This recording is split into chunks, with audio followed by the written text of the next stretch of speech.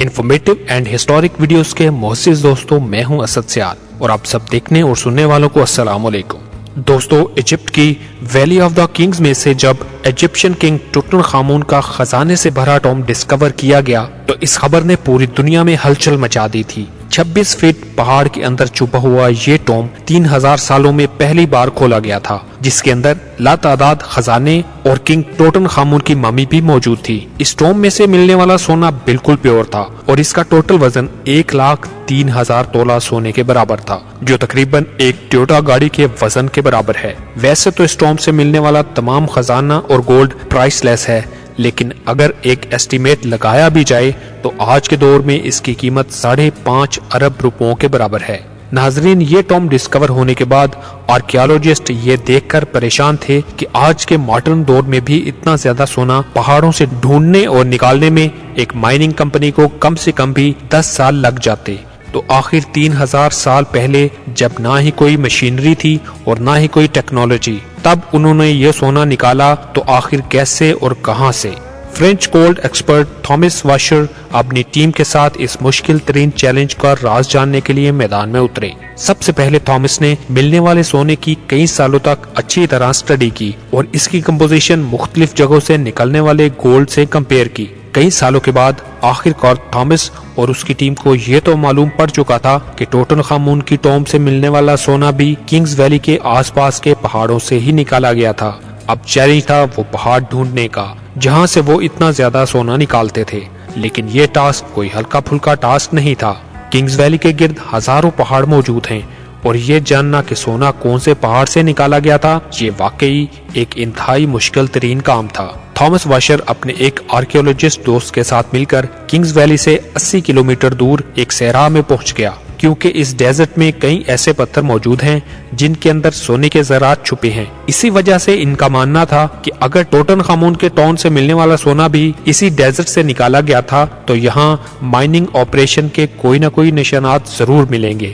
یہ صحرا 1,26,000 square kilometre تک پھیلا ہوا ہے، جہاں گرمی اور پانی کی شارٹیج کی وجہ سے زندگی نہ ہونے کے برابر ہے۔ تھامس کا ماننا تھا کہ اتنا زیادہ سونا اگر کسی صحرا کے پہاڑ سے نکالا گیا ہوگا تو ظاہر ہے اس میں کافی زیادہ مین پاور بھی لگی ہوگی۔ تھامس اور اس کے ساتھی اسی کھوج میں صحرا کے اندر جاتے رہے۔ اس بنجر صحرا میں کئی گھنٹوں تک سفر کرنے کے بعد کافی اندر جا کر ان کو پہاڑ کے نیچے ایک عجیب منظر دیکھنے کو ملا۔ قریب جا کر معلوم پڑا کہ یہ ایک قدیم زمانے کا کنواں تھا جو پوری طرح سے خشک پڑا ہوا تھا۔ یہ بات تو ظاہر تھی کہ یہ کنواں کسی دور میں یہاں سے گزرنے والے قافلوں کو پانی فراہم کرتا تھا، لیکن حیرت انگیز طور پر یہاں کچھ اور بھی تھا جو اس کنویں سے بھی زیادہ امپورٹنٹ تھا۔ جی ہاں، تھامس اور اس کے ساتھی کو یہاں ایک پرانا کمرہ بھی بنا ہوا دکھا جو اندر سے ایک عبادت گاہ کا منظر پیش کر رہا تھا۔ اس کمرے کی دیواروں اور چھت پر کافی محنت سے پتھروں پر کارونگ کر کے پینٹنگز بنائی گئی تھی۔ جب اس آرٹ ورک کو غور سے دیکھا گیا تو اس میں ایک ایسا راز چھپا تھا جس کو دیکھ کر یقین کرنا مشکل تھا۔ تھامس کے ساتھ آیا دوست جو کہ ایک آرکیالوجسٹ تھا، اس نے بتایا کہ اس پینٹنگ میں وہی راز چھپا ہے جس کی تلاش میں ہم لوگ نکلے ہیں۔ پینٹنگ میں ظاہر تھا کہ صحرا میں بنا یہ کنواں اور ریسٹ روم اس صحرا کا سب سے پہلا سٹاپ ہے جہاں پر انچین گولڈ مائنرز آرام کرنے کے لیے رکتے تھے۔ NGO انجینئرز نے گولڈ مائن تک جانے کے لیے کنووں اور ریسٹ ایریاز کا ایک نیٹ ورک بنایا ہوا تھا۔ ایک اندازے کے مطابق ہر ایک ریسٹ ایریا 70 سے 80 کلومیٹر کے فاصلے پر بنا ہوا تھا اور ایک ریسٹ ایریا سے دوسرے ریسٹ ایریا تک پہنچنے کے لیے مائنرز کی ٹیم کو کئی دن لگ جایا کرتے تھے۔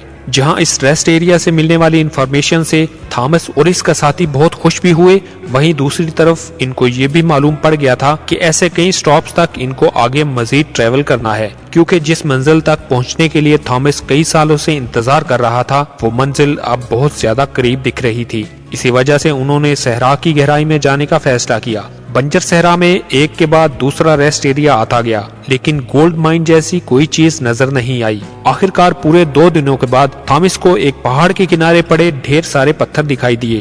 دیکھنے میں تو یہ ایک نارمل سین تھا، لیکن تھامس کا ماننا تھا کہ یہ جگہ اینشنٹ گولڈ مائنرز کا کیمپ لگتی ہے، اور ہوا بھی کچھ ایسا ہی۔ جی ہاں، اس جگہ پر پتھروں سے بنے کچھ ایسے ٹولز ملے جن کی مدد سے پتھروں کو توڑ کر ان کے اندر سے سونا نکالا جاتا تھا۔ یہ پتھر جو دیکھنے میں ایک نارمل پتھر لگتا ہے، اس کو اس ٹول کی مدد سے توڑ کر کرش کیا جاتا تھا اور پھر اس کرش میں سے سونے کے ذرات الگ کیے جاتے تھے۔ جب اس جگہ مزید سرچنگ کی گئی تو یہاں گولڈ مائننگ کے کئی ٹولز زمین پر پڑے دکھائی دیے۔ کیونکہ تھامس کو انشیٹ گولڈ مائننگ ٹیکنیکس کے بارے میں کافی زیادہ علم تھا، اسی وجہ سے اس کا ماننا تھا کہ ایشین مائنرز ان پہاڑوں کو کھود کر ان میں ٹنل بناتے تھے۔ ان ٹنلز میں خاص قسم کے پتھر ڈھونڈ کر ان کو اس مائننگ کیمپ میں لایا جاتا تھا جہاں وہ اس وقت موجود ہیں۔ مائننگ کیمپ میں موجود مائنرز کی دوسری ٹیم ان پتھروں کو کرش کر کے ان میں سے سونا نکالتی تھی اور پھر وہ سونا کنگز ویلی میں پہنچایا جاتا تھا۔